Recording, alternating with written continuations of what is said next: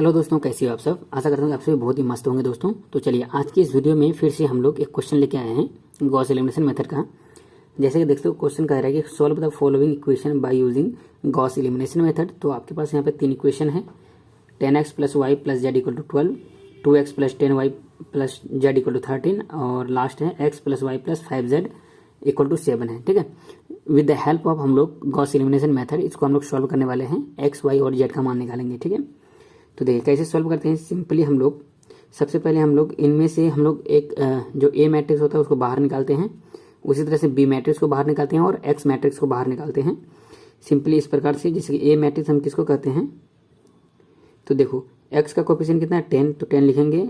यहाँ पे क्या है 2 है तो 2 लिखेंगे। उसके बाद यहाँ पे एक्स का कोफिशिएंट कुछ नहीं है तो क्या है 1 है। ठीक, उसी तरह से यहाँ पे वाई का कोफिशिएंट कितना है 1, यहाँ पे कितना है 10 और यहाँ पे कितना है 1 और दो यहाँ पे कितना है 1 फिर 1 और यहाँ पे कितना है 5। तो आपको यहाँ पे इस प्रकार से 5 लिख देना है। ठीक है, तो चलिए अब क्या करेंगे दोस्तों, हम लोग सिंपली एक बी मैट्रिक्स होता है, तो बी मैट्रिक्स कौन सा मैट्रिक्स होता है, जो देखो जो हमारा इक्वल के इस पार होता है, इन सभी को हम लोग बी मैट्रिक्स की कैटेगरी में रखते हैं, 12, 13 एंड 7। ठीक, उसके बाद एक होता है एक्स मैट्रिक्स। तो एक्स क्या होता है, जिसको हम लोग अननोन मैट्रिक्स बोलते हैं, जैसे कि एक्स, वाई और जेड, जिसका मान हमको निकालना पड़ता है। ठीक है, तो अब क्या करेंगे दोस्तों, हम लोग सिंपली ए और बी को मिला करके एक एगुमेंटेड मैट्रिक्स बनाते हैं। चलिए किस तरह बनाते हैं मैं आपको बताता हूँ। सिंपली एगुमेंटेड मैट्रिक्स बनाने के लिए सिंपली हम लोग ए मैट्रिक्स और बी मैट्रिक्स को एक साथ लिख देंगे। ठीक है, तो किस प्रकार से लिखेंगे, देखो 10 है तो आपको लिखना है 10 2 1 1 10 1 1 1 5 है। उसी प्रकार से इस प्रकार से आपको कर देना है। उसके बाद जो बी मैट्रिक्स है, इस बी मैट्रिक्स को आपको इस प्रकार से लिख देना है। ठीक है, तो चलिए अब क्या करेंगे दोस्तों, हम लोग सिंपली देखो अब हम लोग ऑपरेशन लगाएंगे। तो ऑपरेशन मैट्रिक्स, इस मैट्रिक्स पे ऑपरेशन आप लोगों को लगाना पड़ता है। तो ऑपरेशन लगाने से पहले सबसे पहले हम लोग यहाँ पे एक चीज़ देखते हैं कि यहाँ पे हम लोगों का 1 होना चाहिए। तो ठीक है, तो आप इसको बहुत ही तरह से यहाँ पे 1 बना सकते हो, चाहे इसमें आप 10 से डिवाइड करके इसको 1 बना सकते हो, नहीं तो देख सकते हो यहाँ पे नीचे में इस रो में थर्ड रो में आपको यहाँ पे 1 नजर आ रहा है। ठीक है, तो आप क्या कर दो, सिंपली रो 3 को रो 1 में रिप्लेस कर दो। मतलब इस प्रकार से कि जो रो 1 को रो 3 में भेज दो और रो 3 को आपको रो 1 में भेज दो। तो हम लोग क्या करेंगे सिंपली यहाँ पर, तो सिंपली हम लोग दोस्तों क्या करेंगे, देखो इस प्रकार से कुछ करेंगे। जो रो 1 का एलिमेंट है उसको रो 3 में भेजना है और रो 3 को रो 1 में। तो देखो रो 3 है ये, इसको रो 1 में लिखो, मतलब फर्स्ट रो में 1 1 5 7 हो गया। अब रो 2 में जो है 2 10 1 13 और रो 1 में जो है यहाँ पे नीचे में लिख दो। ठीक है, कभी भी आप क्या करते हो, रो को चेंज करते हो तो उसमें कोई भी क्या होता है, चेंजेस नहीं होता है। हम लोगों का जो एक्स वाई जेड का जो मान निकलेगा उसमें कोई भी चेंजेस नहीं हो सकता है। कोई भी रो को ऊपर नीचे आप कर सकते हो, ठीक है, लेकिन कॉलम को नहीं कर सकते हो। यदि कॉलम का करोगे तो एक्स वाई जेड का मान आपका चेंज हो जाएगा। तो देखो अब क्या करना है आपको, सिंपली जब यहाँ पे 1 बन जाए तो उसके बाद आपको क्या करना है कि ये जो आपको डायगोनल एलिमेंट नजर आ रहा है, ठीक है, इस डायगोनल एलिमेंट के नीचे ये जो तीनों एलिमेंट है, इन तीनों को आपको क्या करना पड़ेगा, 0 बनाना पड़ेगा। तो सबसे पहले हम लोग क्या करेंगे, इस 2 को 0 बनाएंगे, किसके कंपेरिजन में, ये रो 1 के कंपेरिजन में। इसको 0 बनाएंगे फिर रो 1 के कंपेरिजन में। तो चलिए कैसे बनाते हैं मैं आपको ऑपरेशन लगाने के लिए बताता हूँ। सिंपली R2, ये R2 को यदि आप 0 कर रहे हो तो आपको सिंपली लिखना है R2, मतलब R2 मतलब क्या, R2 का एलिमेंट को, इस एलिमेंट को 0 कर रहे हो ना, तो आपको सिंपली लिखना है R2। तो फिर लिखना है R2 माइनस, यदि हम क्या करेंगे 2 इंटू R1 करेंगे, 2 इंटू R1 मतलब R2 का मान कितना है 2 माइनस 2 इंटू R1 का मान करेंगे, R1 करेंगे तो हमारा क्या हो जाएगा, ये 0 बन जाएगा। ठीक है, उसी तरह से जब इसको 0 करोगे तो क्या करना पड़ेगा आपको, R3 को 0 कर रहे हो तो सिंपली आपको R3 का मान कितना है 10 है ना, माइनस 10 इंटू R1 करोगे तो देखो 10 इंटू R1 का मान यहाँ पे कितना है 1 है, तो 10 हो जाएगा, 10 में से 10 गया 0 हो जाएगा। ठीक, तो चलिए कुछ इस प्रकार से ऑपरेशन लगाते हैं। अब क्या करें, देखो सिंपली आप ऑपरेशन लगाओ, तो मैं आपको ऑपरेशन लगा के बताता हूँ। हाँ, तो देखो सिंपली आपको A डॉट B इस प्रकार से लिखना है। ठीक, उसके बाद जो रो 1 है जिस जैसा है उसको लिख देना है, क्योंकि रो 1 में हमारा कोई तो लगेगा ही नहीं।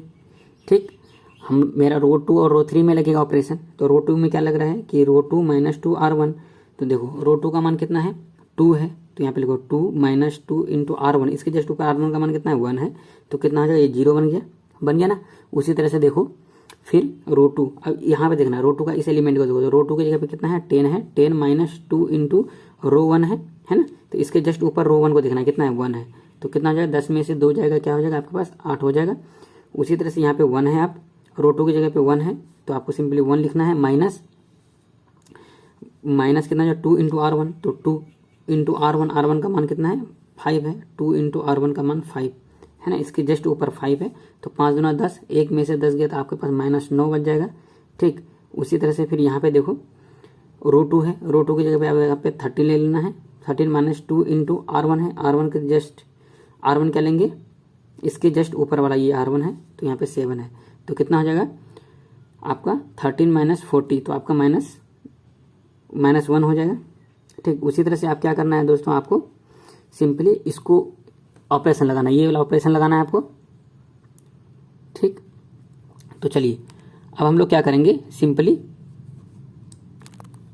तो R3 में ऑपरेशन लगा रहे हैं, देखो कैसे लगाएंगे। सिंपली R3 में क्या है, यहाँ पे देखो 10 है, तो आपको यहाँ पे लिखना है 10 माइनस क्या है 10 है, तो 10 इंटू R1 है ना, इसके जस्ट ऊपर R1 देखना कितना है, यहाँ पे 1 है, तो आपको सिंपली क्या करना है R1 का जो भी मान है लिख देना है। तो कितना हो जाएगा 10 में से 10 जाएगा तो आपका यहाँ पे फिर 0 बनेगा ना। उसी तरह से R3 को देखो, R3 की जगह पे कितना है 1 है, तो 1 माइनस 10 है, 10 इंटू R1, इसके जस्ट ऊपर R1 कितना है 1 है, तो देखो 1 में से 10 जाएगा तो आपका क्या बच जाएगा यहाँ पे -9 बच जाएगा। उसी तरह से यहाँ पे देखो 1 है, तो R3 जो 1 माइनस 10 इंटू R1, इसके जस्ट ऊपर R1 कितना है 5 है, तो 5 लिखो कितना हो जाएगा 1 माइनस 50 कितना हो जाएगा यहाँ पे -49 हो जाएगा। ठीक, उसी तरह से आप यहाँ पे लगाओगे, यहाँ पे 12 रखना, 12 माइनस 10 इंटू R1 की जगह पे 7 रखना, तो आपका जो मान आ जाएगा यहाँ से आ जाएगा -58। ठीक है, उसी तरह से देखो दोस्तों अब क्या करेंगे, सिंपली मैं आपको क्या बताया था कि डायगोनल के नीचे तीनों को 0 करना, ये दोनों को मैंने 0 कर दिया देख सकते हो। अब क्या करेंगे, इसको 0 करेंगे, तो इस वाले एलिमेंट को 0 करेंगे, तो कैसे 0 करेंगे देखो सिंपली 0 करने के लिए आपको ऑपरेशन लगाने का मैं तरीका बताता हूँ। जिस किसी को भी 0 करना है, जैसे इसको 0 करना है, तो ये कौन सा एलिमेंट है R3 है, तो R3 लिखना है, फिर माइनस है तो माइनस। ठीक है, तो किसको 0 करना है, इसको 0 करना है, तो यहाँ पे लिखना है आपको क्या -9। ठीक, -9 है क्योंकि ठीक है किसके कंपेरिजन में करना है, R2 के कंपेरिजन में करना है, तो यहाँ पे लिखना है R2, और R2 का जो भी एलिमेंट है डिवाइड में यहाँ पे लिखना है। ठीक है, समझ गए कैसे 0 करेंगे। देखो जब इसको 0 कर रहे हो R3 को, तो सिंपली लिखना है R3 माइनस R3 का जो भी एलिमेंट है उस एलिमेंट को लिखना है, किसके कंपेरिजन में कर रहे हो, ये R2 के कंपेरिजन में कर रहे हो। ठीक है, हमेशा इसको 0 R2 के कंपेरिजन में करते हैं, तो R2 लिखेंगे और R2 का जो भी एलिमेंट है उसको नीचे में लिखेंगे। तो देखो सिंपली अब यहाँ पे ऑपरेशन लगाओगे ना, तो सिंपली ये 0 हो जाएगा। देखो कैसे हो रहा है, तो R3 की जगह क्या है -9 है, तो माइनस माइनस क्या हो जाएगा यहाँ पे प्लस हो जाएगा, तो हम लोग यहाँ पे डायरेक्ट यहाँ पे प्लस लिख देते हैं, माइनस माइनस प्लस हो जाएगा। क्या है 9/8 इंटू R2 का मान कितना 8 है, तो 8 से 8 कैंसिल हो जाएगा, -9 + 9 0 बन गया ना। तो सिंपली यहाँ पे हम लोग क्या लिख देंगे, उसी तरह से पूरे में हम लोग को ऑपरेशन लगाना R3 में। R1 और R2 में कोई चेंजेस नहीं हुआ, तो मैं R1 को जैसे है वैसे लिख देता हूँ, R2 जैसे है वैसे लिख देता हूँ। और R3 में जब ऑपरेशन लगाओगे तो R3 की जगह पे 0 रखना है, 0 + 9/8 इंटू R2 की जगह पे 0 रखो, तो यहाँ पे मान 0 ही हो जाएगा, और यहाँ पे -9 रखोगे। ठीक है, इंटू R2 की जगह पे 8 रखोगे, तो मैं आपको बताया यहाँ पे 0 हो गया। ठीक है, उसी तरह से आप यहाँ पे R3 की जगह पे आप क्या रखोगे, -49 रखोगे, -49 रखोगे प्लस 9/8 इंटू R2 की जगह पे कितना है -9 है। ठीक है, तो यहाँ से क्या हो जाएगा -49 प्लस यहाँ से हो जाएगा -81 डिवाइड बाई 8। तो इसको एलसीएम लेके जब आप करोगे तो इसका जो मान आएगा वो आ जाएगा आपके पास कितना -473/8 हो जाएगा। ठीक है, मैं इसको निकाल के रखा हूँ। ठीक, उसके बाद देखो फिर उसी तरह से आप क्या करोगे, R3 की जगह यहाँ पे 53 रखना है, -53 + 9/8 इंटू R2 की जगह पे आपको -1 रखना है। ठीक है, जब आप -1 रख दोगे तो आपका मान सिंपली क्या निकल जाएगा, यहाँ पे भी आपका आ जाएगा -473 डिवाइड बाई 8 हो जाएगा। ठीक, तो देखो यहाँ तक तो आपको समझ में आ गया। देखो अब तो चलिए दोस्तों मैं आ चुका हूँ नेक्स्ट पेज पे, जैसे कि आप लोग देख सकते हो। ठीक है, तो मैं आपको क्या बताया था स्टार्टिंग में ही, ये x का कोफिशिएंट है, ये y का कोफिशिएंट है, ये z का कोफिशिएंट है। जब हम लोग स्टार्टिंग में लिखे थे तो x का मान जितना भी था कोफिशिएंट यहाँ पे लिखे थे, y वाला यहाँ पे लिखे थे, z वाला यहाँ पे लिखे थे। तो आपको नीचे से देखना है, x का मान 0, y का मान भी 0, z क्या है यहाँ पे देखो जेड का कोफिशिएंट कितना बन गया यहाँ पे -473 डिवाइड बाय 8। ये क्या है, जेड का कोफिशिएंट बना है, इक्वल टू कितना है -473 डिवाइड बाय 8। तो दोनों से दोनों यहाँ से कट जाएगा, तो जेड का मान यहाँ से कितना आ जाएगा 1 आ जाएगा ना। उसी तरह से देखो यहाँ पे एक्स का मान 0, वाई का एक्स का कोफिशिएंट 0 है, वाई का कितना है देखो 8 है, तो यहाँ पे लिखना है 8y। फिर यहाँ पे -9 है तो आपको लिखना है -9, ये जेड है, इक्वल टू -1।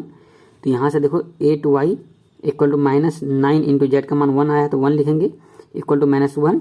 तो यहाँ से 8y इक्वल टू क्या हो जाएगा देखो, ये माइनस में हो जाएगा प्लस में हो जाएगा +9, तो -1 + 9 तो आपका 8 हो जाएगा। तो 8 से 8 कैंसिल हो जाएगा, यहाँ से y इक्वल टू कितना मान निकल गया आपका 1 निकल गया।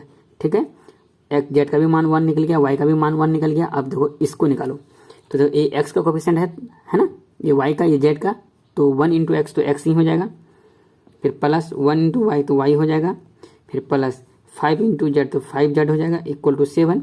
ठीक, तो x है तो x प्लस y का मान हमारा 1 निकला है, प्लस z का भी मान हमारा 1 है, तो 5 इंटू 1 तो 5 हो जाएगा, इक्वल टू 7। तो x इक्वल टू 5 1 6 हो जाएगा, बराबर के उस पर जाएगा तो कितना हो जाएगा -6, तो 7 में से 6 क्या आपका 1 हो जाएगा। तो कुछ इस प्रकार से आपका दोस्तों आंसर निकल गया, x equal to 1, y equal to 1 और z इक्वल टू 1। तो इस मेथड को ही हम लोग बोलते हैं गॉस एलिमिनेशन मेथड। आशा करता हूँ कि वीडियो आपको बहुत ही बेहतरीन लगा होगा। यदि अच्छा लगा हो तो please like share and subscribe जरूर करना। मिलते हैं हम लोग नेक्स्ट वीडियो में।